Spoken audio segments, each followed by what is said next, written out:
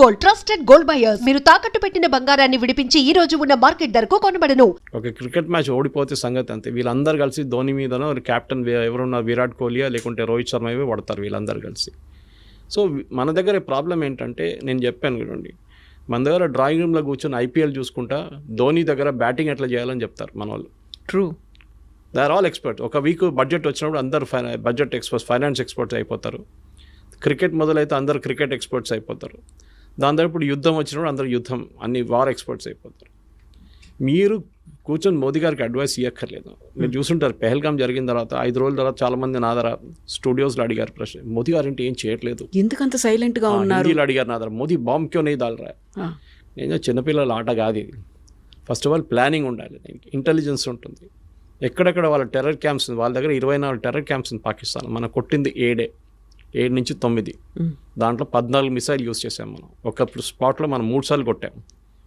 మీరు చూసుంటారు ఆ వీడియో వాళ్ళు చూపించిన దాంట్లో. సో ఆ పరిస్థితికి రావాలంటే 14, మీరు గుర్తుంటుంది మన ఉరి జరిగిన తర్వాత సర్జికల్ స్ట్రైక్స్ 9వ రోజు జరిగింది. పుల్వామా జరిగిన తర్వాత బాలాకోట్ స్ట్రైక్ 13వ రోజు చేసాం. ఈసారి 14వ రోజు చేసాం. టైం అన్నిటికీ ప్లానింగ్ ఉంది, ఎందుకంటే వాళ్ళు రెడీగా కూర్చున్నారు అక్కడ. పహల్గాం కాగానే ఇండియా అటాక్ చేస్తారని వాళ్ళకి తెలిసిపోయింది, టెర్రరిస్ట్ కానివ్వండి పాకిస్తాన్ ఆర్మీ. కానీ ఒక వారం తుపాకీ కూర్చొని పట్టిన మనిషి ఒక వారం తర్వాత అంటాడు ఏంటి ఎవరు రావట్లేదు, ఇది బోర్ కొడుతుంది కదా, మనం ఎంత కూర్చోవాలి చెప్పేసి పక్కన రిలాక్స్ అయిపోతారు. ఆ టైంలో కొట్టాలి. That is very important. Sun Tzu అని చెప్పి చైనీస్ ఫిలాసఫర్ ఉన్నారు, చాలా ఫేమస్, మీరు చదువుంటారు. ఆర్ట్ ఆఫ్ వార్ అనే ఒక బుక్ రాశారు. దాంట్లో he always says you should catch the enemy unprepared. చాలా ఇంపార్టెంట్. ప్రిపేర్డ్ ఉన్నప్పుడు మనం మిసైల్ ఫైర్ చేస్తే వాళ్ళు ఫైర్ చేస్తారు, మనకేం అడ్వాంటేజ్, మళ్ళీ మన మీద ధ్వంసం ఎక్కువైపోతుంది. సో వాళ్ళు ఈ షుడ్ మొత్తం ప్లానింగ్ చేసుకున్న తర్వాత డీటెయిల్ ఇంటెలిజెన్స్ వచ్చిన తర్వాత మనకు కరెక్ట్గా హిట్ చేసాం. వాళ్ళు కూడా అడ్మిట్ చేస్తున్నారు ఇంతమంది చనిపోయారని చెప్పి. ఒక ప్లేస్లో అయితే ఏదో మస్జిద్ లోపల మహిళలు పిల్లలు అందరు చనిపోయారన్నారు. రాత్రి 1 గంటకు ఈ మహిళలు పిల్లలు మస్జిద్ లోపల ఏం చేస్తున్నారండి, ఎందుకున్నారు అక్కడ? అక్కడే మీకు క్వశ్చన్ వచ్చేది. ఇట్ వాజ్ నాట్ ఎ మస్జిద్ పేరు పెట్టుకున్నారు అంతే. అది ప్లేస్ చూడండి, అది ఇప్పుడు మీరు గూగుల్కి వెళ్ళి ఆ మస్జిద్ పేరు కొడితే పర్మనెంట్లీ క్లోజ్డ్ అని వస్తుంది. సో మొన్న కూడా పాకిస్తాన్ ప్రైమ్ మినిస్టర్ వెళ్ళి మేము మళ్ళీ మస్జిద్ని కట్టేస్తాం మళ్ళీ మొత్తం, అంటే వచ్చిన ఫండ్స్ IMF దగ్గర నుంచి ఫండ్ దీనికి వాడుకుంటారు వాళ్ళిగా. మనకు ప్రాబ్లం లేదు, వాళ్ళు ఏమని చేసుకోవచ్చు. ప్రాబ్లం ఈజ్ పాకిస్తాన్ ఆర్మీకి సర్వైవ్ చేయడానికి టెర్రరిజం కావాలి వాళ్ళకి. ఇప్పుడు కాదు, 35 సంవత్సరాల నుంచి చేస్తున్న పని వాళ్ళది. ఆఫ్ఘనిస్తాన్లో టెర్రరిస్ట్ని తయారు చేయడం, ఫస్ట్ ఐసిస్, దాని తర్వాత Al-Qaeda, first Taliban, Al-Qaeda, ISIS, దాని తర్వాత మొత్తం ధ్వంసం అయిన తర్వాత ఇప్పుడు తాలిబాన్ టేక్ ఓవర్ చేసుకున్నారు ఆఫ్ఘనిస్తాన్. సోవియట్స్ పారిపోయారు, మరి తర్వాత US పారిపోయారు, నేటో పారిపోయారు. ఇప్పుడు ఎక్కడ పంపించాలి టెర్రరిస్ట్ అంతని? ఎక్కడో వాడుకోవాలి కదా. నేను ఎప్పుడు దీన్ని భస్మాసుర్ ఎఫెక్ట్ అని చెప్తాను. దీన్ని భస్మాసుర్కి వరం ఇచ్చిన తర్వాత టెస్ట్ చేయడానికి శివ భగవాన్ తల మీద పెడదాం అనుకున్నారు. పాకిస్తాన్ సంగతి అంతే. ఇప్పుడు పాకిస్తాన్ తల మీద తేరికా తాలిబాన్ వచ్చి కొడుతున్నారు, అటువైపు నుంచి బలూచిస్తాన్ వాళ్ళు కొడుతున్నారు, ఇటువైపు టెర్రరిస్ట్ కూర్చున్నారు. వాళ్ళు అంటున్నారు మనం ఇండియాకి పోకపోతే మేమేం చేయాలంటున్నారు. ఏం పని ఉంది మాకు ఇక్కడ అని. సో దే ఆర్ సర్వైవింగ్ దానికోసం. చూడండి పాకిస్తాన్ ఆర్మీ, పాకిస్తాన్ పొలిటీషియన్స్ అందరూ వచ్చేది పంజాబ్ నుంచి, పంజాబ్ నుంచి 90%. ఒక ఎక్సెప్షన్ ఇమ్రాన్ ఖాన్ అట్లాంటి వాళ్ళు ఉండొచ్చు, కానీ మిగతా అందరూ అక్కడి నుంచి వస్తారు. వీళ్ళకి మాఫియా, వాళ్ళు అక్కడే ఎన్షూర్ చేసుకుంటారు. ఈ ఏరియా నుంచి వచ్చిన వాళ్ళే. మీరు ఎప్పుడైనా ఖైబర్ పఖ్తూన్ఖా లేకుంటే బలూచిస్తాన్ నుంచి ఒక ప్రధానమంత్రి, ఒక ఆర్మీ చీఫ్ పేరు విన్నారా? ఎప్పుడు లేదు. వీళ్ళు అక్కడి నుంచి ఉంటారు. సో వీళ్ళని మనం ఈసారి కొట్టినప్పుడు భావాల్పూర్ కొట్టాం మనం, which was a very emotional hit for them. ఎందుకంటే వాళ్ళు ఎప్పుడు అనుకోలేదు మనం కొడతామని. పాకిస్తాన్ వైపు, అది కూడా పాకిస్తాన్ పంజాబ్లో అటాక్ చేయడం అని చాలా, వాళ్ళు ఎప్పుడు వాళ్ళ డ్రీమ్స్లో కూడా కళ్ళు కూడా రాదు వాళ్ళకి. కొట్టాం మనం. అదొక సైకలాజికల్ బ్లో ఉండేవారు. దాని తర్వాత మీకు తెలుసు రెస్ట్ ఆల్ ఈజ్ హిస్టరీ అని చెప్పేటట్లు మనం చాలా కొట్టాం. దాని తర్వాత వాళ్ళు వచ్చి మన దగ్గర మనం విరామణ చేసుకుందాం, మనకు ఇప్పుడు ఒక ఒప్పందం లాగా చేసుకుని, ఒప్పందం ఎక్కడ సైన్ చేయలేదు. We are not signed any agreement. కానీ ఇప్పటికీ ఒక స్టేల్ మేట్, ఇప్పుడేం లేదు. ఒక టైమ్అవుట్ అంటారు ఫుట్బాల్లో, టైమ్అవుట్ తీసుకున్నాం. అది 5 నిమిషాలు ఉండొచ్చు, 5 రోజులు ఉండొచ్చు, 5 నెలలు ఉండొచ్చు, 5 సంవత్సరాలు ఉండొచ్చు. ఏ రోజు మన మీద నెక్స్ట్ దాడి జరిగిందో ఆ రోజు మనం వి విల్ హిట్ బ్యాక్. ఇప్పుడు పహల్గాం జరిగి ఆల్మోస్ట్ 1 నెల కాబోతుంది. మీరు చూడండి, ఒక్క అటాక్ కూడా మనమే జరగలేదు. జరిగితే Modiji will give next authorisation, కొట్టండి ఈసారి అని చెప్పేసి. ఆల్రెడీ వాళ్ళ చాలా మటుకు ధ్వంసం చేస్తాం, వాళ్ళ ఎవాక్స్ని ధ్వంసం చేస్తాం, వాళ్ళ ఫైటర్ ఎయిర్క్రాఫ్ట్ని ధ్వంసం. వాళ్ళు కూడా చాలా మటుకు కాంట్రవర్సీ క్రియేట్ చేశారు. మేము 5 రఫాల్, 1 రఫాల్, 3 సుఖాయిలు 2 మిగ్లు కొట్టుపడేస్తామని చెప్పేసి. నిన్ననే government of India detailed statement ఒకటి ఇష్యూ చేశారు through press information bureau. And వాళ్ళ లాంగ్వేజ్లో ఒక ఎయిర్క్రాఫ్ట్ అంటే అసెట్ అంటారు దాన్ని. All our assets are intact అని చెప్పి పెద్దగా సపరేట్గా ఇచ్చారు వాళ్ళకి బాక్స్ లైన్లో. మనది ఒక ఎయిర్క్రాఫ్ట్ కూడా పోలేదు, ఒక ఎయిర్ఫీల్డ్ కూడా అటాక్ కాలేదు. దానికోసం మీరు చూసుంటారు మోదీ గారు కాగానే ఈ సీజ్ ఫైర్ కాగానే మోదీ గారు ఫస్ట్ విజిట్ ఆదంపూర్కి వెళ్ళారు. Adampur second biggest air force base మనది. ఎందుకు వెళ్ళారంటే వీళ్ళని చెప్పారు మేము ఆదంపూర్ మీద మిసైల్ కొట్టాం పాకిస్తాన్ వాళ్ళు అన్నారు, మొత్తం ధ్వంసం చేసాం, అక్కడ ఉన్న SU-400ని ధ్వంసం చేసి అక్కడ ఉన్న ఫైటర్ ఎయిర్క్రాఫ్ట్ అని పోయిందని. మోదీ గారు వెళ్ళి నిలబడి ఆప్టిక్స్ అంటారు మన ఇంగ్లీష్లో, లెఫ్ట్ షోల్డర్ మీద SU-400 రైట్లో ఒక మిగ్ నిలబడింది, MiG-29. That is optics. Modi గారు వచ్చింది ఆయన నార్మల్ ఎయిర్క్రాఫ్ట్లో కాదు, మిలిటరీ ఎయిర్క్రాఫ్ట్లో ల్యాండ్ అయ్యారు. అంటే runways working, systems are working, లేకుంటే ల్యాండ్ గారు. అదే టైంలో Pakistan army chief, Pakistan prime minister మొన్న ఏదో వాళ్ళ బేస్కి వెళ్ళారు, ఎయిర్ ఫోర్స్ బేస్కి వెళ్ళలేదు, ఆర్మీ బేస్కి వెళ్ళారు. అది కూడా ఎట్లా వెళ్ళారు, కార్లో జీప్లో వెళ్ళారు. దట్ మీన్స్ వాళ్ళ దగ్గర ఉన్న ఎయిర్ ఫోర్స్ బేస్ ధ్వంసం అయిపోయింది, అక్కడ ల్యాండ్ చేయలేమని చెప్పి చాలా క్లారిటీ వచ్చేస్తున్నారు.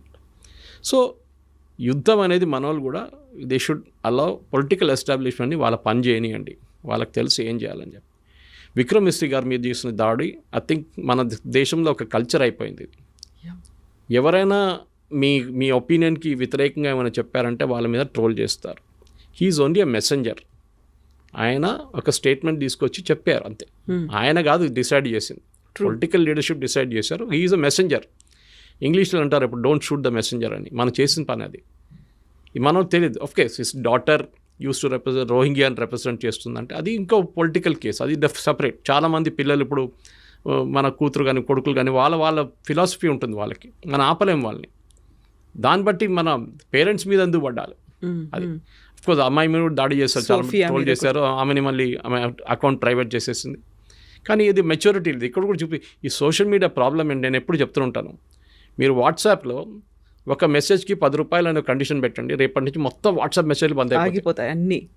అందరూ ఇప్పుడు ఫ్రీ ఉందని చెప్పి జియో వచ్చి ఇంత ఫ్రీ డేటా ఇచ్చిన తర్వాత ఏం చేయాలని తెలియదు. 5 నిమిషాలు దొరికితే ఏదో వీడియో చూస్తుంటారు మన వాళ్ళు. మీరు ఎక్కడికైనా వెళ్ళండి, మెట్రో చూడండి, వర్క్ సైట్కి వెళ్ళండి, ఇది ప్రాబ్లం అనమాట. ఏదో వీడియోలు పొద్దున్న సాయంత్రం దాకా ఫార్వర్డ్ చేస్తూనే ఉంటారు. ఒక్కటే వీడియో మీ 100 చోట్ల నుంచి వస్తుంది మీకు. ఎందుకంటే ఆ వాడడానికి మీకు తెలియట్లేదు, మెచ్యూరిటీ లేదు దాంట్లో. ఇప్పుడు నాకు కూడా వస్తుందండి, మీకు చెప్పినట్టు పొద్దున్న నుంచి సాయంత్రం దాకా ఒక 20 మీడియా గ్రూప్స్ ఉంది, దాన్ని అందరూ వీడియోలు పడేస్తున్నట్టు పొద్దున్న నుంచి. వస్తే డిలీట్ చేసుకుంటూ వెళ్ళిపోతాను నేను. కానీ కొన్ని సైట్స్, కొన్ని గ్రూప్స్ ఉన్నాయి వేరే సీరియస్ డిస్కషన్ నడుస్తుందని, అది నేను రిటైన్ చేసుకుంటాను, టైం దొరికినప్పుడు చూసుకుంటాను. అదనమాట ఇది మనం మెచ్యూరిటీ ఉన్నప్పుడు చేయాల్సింది. ఏదో వీడియో రోజు కూడా క్రైసిస్ జరిగినప్పుడు మీకు గుర్తుంటుంది, JD Vance మాట్లాడింది అసీం మునీర్తో. He didn't speak to Shahbaz Sharif. తర్వాత మాట్లాడంటున్నారు, అది కొంచెం ఫేస్ సేవింగ్ ఎక్సర్సైజ్ అది. కానీ ఇండియాతో మాట్లాడినప్పుడు ఈ spoke to prime minister Modi. Correct. ఎందుకంటే పవర్ ఎవరి దగ్గర చూస్తున్నారు. పాకిస్తాన్ భయం, దగ్గర పవర్ ఉంది. వీళ్ళకి భయం ఏంటంటే, సార్ మీరు చెప్పింది ఒక బేస్ ఇస్ వన్ ఆబ్జెక్టివ్. అది వాళ్ళు ఎప్పుడైనా వాళ్ళ పక్కన ఖతార్ల బేస్ ఉంది, ఇంత పెద్ద బేస్ ఉంది వాళ్ళ దగ్గర. ఒక సంవత్సరానికి దాని మెయింటెనెన్స్ కాస్ట్ $6 బిలియన్. ఎవరు పే చేస్తున్నారు? ఖతార్ గవర్నమెంట్ పే చేస్తున్నారు. ఆలోచించండి. యూఎస్ బేస్ని మెయింటైన్ చేసుకోండి ఖతార్. ఎందుకంటే వీళ్ళకి తెలుసు యూఎస్ ఉన్నదాకా మా మీద చేయబెట్టడు. Qatar is the foundation of terrorism, అందరికి తెలుసు. అది ముస్లిం బ్రదర్హుడ్ కానివ్వండి, అల్ఖాయిదా కానివ్వండి, ఐసిస్, అందరూ ఈవెన్ హమాస్ లీడర్స్ కూడా అక్కడే కూర్చుంటారు. కానీ వాళ్ళు ముట్టరు, యూఎస్ కూడా ముట్టరు. కానీ మన దగ్గరకు వచ్చినప్పుడు ఈ ప్రాబ్లం వచ్చినప్పుడు పాకిస్తాన్ అసీం మునీర్ ఎందుకు పిలిపించారంటే, మెయిన్లీ వాళ్ళ దగ్గర న్యూక్లియర్ మిసైల్స్ ఉన్నాయి. ఏ న్యూక్లియర్ మిసైల్ అసెంబుల్ చేసి పెట్టరు. న్యూక్లియర్ వార్ హెడ్ సపరేట్గా ఉంటుంది, మిసైల్ సపరేట్గా ఉంటుంది. This is the delivery system. ఇది ఇక్కడి నుంచి అక్కడ కొట్టాలంటే ఇది. దాని మీద 50 కిలోలు పెట్టాలన్నా, 100 కిలోలు పెట్టాలన్నా, న్యూక్లియర్ వెపన్ పెట్టాలన్నా డిసైడ్ చేసేది లాస్ట్ మినిట్లో. మన కైరానా హిల్స్లో మనం కొట్టినప్పుడు we didn't hit the missiles. మనం ఏం చేసామంటే వాళ్ళ కేవ్ బయట కొట్టాం. వీళ్ళందరూ అండర్ గ్రౌండ్లో పెడతారు, పెద్ద కొండ కింద పెట్టుకుంటారు. ఈవెన్ ఇరాన్లో ఫైడ్రో చూడండి, నటాన్స్ చూడండి, వీళ్ళన్ని న్యూక్లియర్ ప్లాంట్స్ అన్ని. నటాన్స్లో ఒక ప్లాంట్ పైన ఉంది, మిగతా కింద ఉంది. వెరాజ్ ఇన్ ఫడ్రో the entire thing is below the 250 metre concrete barrier ఉందండి. దానికోసం బంకర్ బస్టర్ అంటున్నాం. సో అసీం మునీర్ ఎందుకు తీసుకొచ్చారంటే, బేసిక్లీ వీళ్ళ దగ్గర ఉన్న మిసైల్స్ ఎక్కడ వెళ్ళకూడదు. ఇరాన్ పోతే అల్ఖైదా వాళ్ళు, లేకుంటే ఎవరైనా తాలిబాన్ వాళ్ళు వచ్చి కొట్టి తీసుకెళ్తే న్యూక్లియర్ మిసైల్ తీసుకెళ్ళి పాకిస్తాన్ దగ్గర ఒక్కటే ఉంది ఇప్పుడు ఇస్లామిక్ నేషన్లో. ఎవడు తీసుకెళ్తారో తెలియదు. రేపు అసీం మునీర్ లేడు, ఇంకా వాళ్ళ గవర్నమెంట్ పడిపోయిందో ఏమో అని అంటే ఆర్మీ చూసుకుంటారు. గవర్నమెంట్ ఏం చేయలేరు అక్కడ గవర్నమెంట్. మన దగ్గర న్యూక్లియర్ బటన్ మోదీ దగ్గర ఉంది. Hmm. అక్కడ న్యూక్లియర్ బటన్ ఆర్మీ చీఫ్ దగ్గర. మునీర్ దగ్గర ఉంది. అది చాలా క్లియర్ అన్నమాట. సో దానికోసం పిలిచి ఏమన్నారంటే ఆ మిసైల్స్ అంతా మేము చూసుకుంటాం. దీనికన్నా ముందు కూడా భారతదేశం అటాక్ చేసిన గుర్తుంటుంది మీకు. అందరూ అన్నారు అమెరికా చూసుకుంటున్నారు పాకిస్తాన్, అవును. దానికోసం ఆపారు బాంబింగ్ అని. Hmm. కరెక్ట్. ఆ వెపన్స్ వాళ్ళ చేతిలో పడకూడదు. అల్ఖైదా కానివ్వండి, ఐసిస్ కానివ్వండి, తాలిబాన్ కానివ్వండి, లేకుంటే ఇరాన్ నుంచి వచ్చే నెక్స్ట్ రెజీమ్ కూడా. ఎందుకంటే పాకిస్తాన్ ఈ టెక్నాలజీ మొత్తం దొంగతనం తీసుకొచ్చారు జర్మనీ నుంచి, ఇంకోటి నార్త్ కొరియా దగ్గర నుంచి తీసుకొచ్చారు. సో నవ్వు తాళం వేసి ఆ చావి తీసుకెళ్ళి పెంటగన్లో పెట్టుకుంటారు. దీన్ని పిలిచారు అంతే, ఇంకేం లేదు. ఇంకా మాట్లాడడానికి ఏం లేదు. We'll do deals with Pakistan అంట. పాకిస్తాన్ ఏం అమ్ముతారండి? వాళ్ళ మేజర్ ఎక్స్పోర్ట్ టెర్రరిజం. అదొకటే వాళ్ళు అమ్మలేరు, అమ్మగలరు. కానీ కొన్ని వేల కోట్ల రూపాయలు ఫండింగ్ చేస్తూ ఉంటున్నారు కదండి. ఎందుకు చేస్తున్నారు ఆలోచించండి. ఆ గవర్నమెంట్ పడిపోతుంది. పడిపోతే వాళ్ళ న్యూక్లియర్ అసెట్స్ ఎవరి దగ్గర ఉంటుంది? గవర్నమెంట్ ఐసిస్, అల్ఖైదా వీళ్ళు ఎవరైనా వస్తారు రేపు. తాలిబాన్ అక్కడ తయారైనట్ల ఆఫ్ఘనిస్తాన్, ఇక్కడ ఇంకో థియోక్రసిక్ గవర్నమెంట్ వచ్చేస్తుంది. అమెరికాకి అదే భయం. దానికోసం ఇప్పుడు కాదు, ముందు నుంచే సోవియట్ యూనియన్ ఉన్నప్పటి నుంచి సపోర్ట్ చేస్తుంది దానికే వాళ్ళు. ఎందుకంటే ఎట్లయినా వీళ్ళు ఇక్కడ వీళ్ళ దగ్గర ఉన్న ఈ అసెట్స్ ఎక్కడ ఈ ఇస్లామిక్ టెర్రరిస్ట్ దగ్గర వెళ్ళకూడదు. మిసైల్ అయితే నాకు ప్రాబ్లం లేదు, కానీ న్యూక్లియర్ తీసుకొచ్చి ఒక న్యూయార్క్లో పడేస్తే నెక్స్ట్ 5,000 10,000 సంవత్సరాలు న్యూయార్క్లో ఎవరు ఉండలేరు. సో అమెరికా చాలా భయం ఉంది దాని మీద అన్నమాట. వీళ్ళు స్టేబుల్ నేషన్ కాదు సార్, మనలా కాదు. మన దగ్గర స్టేబుల్ నేషన్. మనం ఒక డెమోక్రటిక్ పార్టీ ఉంది, మన ఎలక్షన్ నడుస్తుంది, ఆర్మీ ఉన్నారు, ఎయిర్ ఫోర్స్ అంతా ప్రొఫెషనల్ సిస్టమ్. వాళ్ళ దగ్గర ప్రొఫెషనల్ కాదు. ఈ ఆర్మీ చీఫ్లు కానీ ఎయిర్ ఫోర్స్ చీఫ్ పాకిస్తాన్లో ఫస్ట్ రాగానే లండన్లో ఒక పెద్ద ఇల్లు తీసుకుంటాడు. వాళ్ళకి అమెరికా ఫండింగ్ ఎవరైనా ఇస్తారు దానికి. వాళ్ళ పిల్లల్ని ఆక్స్ఫర్డ్, కేంబ్రిడ్జ్ పంపిస్తారు, లేకుంటే MIT పంపిస్తారు. మీరు చూడండి, every Pakistani general from Yahya Khan to Pervez Musharraf to general Zia-ul Haq అందరు ఇదే చేశారు. మన దగ్గర ఉన్న కశ్మీరీ పొలిటీషియన్స్ కూడా ఇదే చేస్తారు. ఒమర్ అబ్దుల్లా, ఫరూక్ అబ్దుల్లాకి లండన్లో ఇల్లు ఉన్నాయి, పెద్ద ఇల్లు ఉన్నాయి. వాళ్ళ పిల్లలంతా బయట చదువుకున్నారు. సో వాళ్ళకి టెండెన్సీ ఉంది అది. దాన్ని కంట్రోల్ చేయడం మొత్తం US చేతిలో ఉందన్నమాట. ఇప్పుడు కాదు, ముందు నుంచి. That is exactly what Trump did. కొత్తది ఏం లేదు దాంట్లో. మోదీ గారిని పిలిచారు కదా డిన్నర్కి. అవును. ఈయన లంచ్ పిలిచినంత మోదీ గారు డిన్నర్కి పిలిచి నేను రానిలేపో అని చెప్పేసి వచ్చేసి ఆయన పూరి వచ్చారు. Ego problem. అరే నువ్వు వాన్ పిలుస్తున్నావు, నా మమ్మల్ని ఈక్వల్ చేస్తున్నావా? Is only an army chief. వాడు కావాలని చెప్పి వాడే మెడల్ వేసుకున్నాడు ఫీల్డ్ మార్షల్ అని చెప్పి. సార్ ఫైనల్గా చెప్పండి, సోనియా గాంధీ గారి స్టేట్మెంట్ మాత్రం కేవలం ఎలక్షన్ చూడాలండి. అంతే ఇంకేం లేదు. ఇప్పుడు కాదు కదా, అంటే అటు తిరిగి మన దేశంలో రెండు పార్టీలు విభేదాలు రావా? కొత్తదేం కాదు కదా సార్. ఇప్పుడు సోనియా గాంధీ స్టేట్మెంట్ మీద కూడా మోడీ గారు ఇంకా వేరే వాళ్ళు కామెంట్ చేస్తారు. ఇది ఒక వార్ నడుస్తుంది ఇప్పుడు, ఇన్సైడ్ వార్. మోదీ గారు కామెంట్ చేయరు. మోడీ గారు టీం చేస్తారు. ఎవరికొరకు మోదీ గారు IT టీం ఉన్నారు, వాళ్ళ అమిత్ మాల్వియా అంటున్నారు, వాళ్ళు కామెంట్ చేస్తారు. డెఫినెట్గా కామెంట్ చేస్తారు. పొలిటికల్ వార్ అవుతుంది ఇక్కడ. పొలిటికల్ అని కాదు, మీరు ముస్లిం ఓట్ కోసం చేస్తున్నారు. నేను ఎప్పుడు రాసిస్తాను మీకు ఆ ట్వీట్ ఏముంటుందని. మీరు ముస్లిం ఓట్ల కోసం చేస్తున్నారు, మీరు అసలు కానీ ఇరాన్తో ఉన్న రిలేషన్షిప్లో ఇప్పుడు బీజేపీ ఒఫీషియల్గా ఏం మాట్లాడరు. బికాస్ వాళ్ళకి తెలియదు ఈ గవర్నమెంట్ ఉంటుందో పోతుందో అని. పోతే ప్రాబ్లం లేదు, ఉంటే మనకు ఆ పోర్ట్ కావాలి, షబార్ పోర్ట్. పెద్ద ప్రాబ్లం అవుతుంది మనకి. Next third is oil.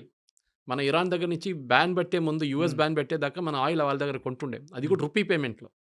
ఎందుకంటే మొత్తం బ్యాంకింగ్ సిస్టమ్ నుంచి బ్యాన్ చేసి పడేశారు US. సో రూపీ పేమెంట్ ఇచ్చి మనం తెచ్చుకున్నాం. దాని తర్వాత బియ్యం తీసుకున్నారు మన దగ్గర నుంచి. బియ్యం తీసుకొని మనకు క్రూడ్ ఆయిల్ ఇచ్చారు. సార్ ఇప్పుడు ఈ వార్ చూస్తుంటే కొంతకాలం ఎప్పటికైనా ఆగే కనిపిస్తుందా, లేదంటే దీనివల్ల ఇంకొంచెం ముందుకెళ్ళే అవకాశం ఉందా?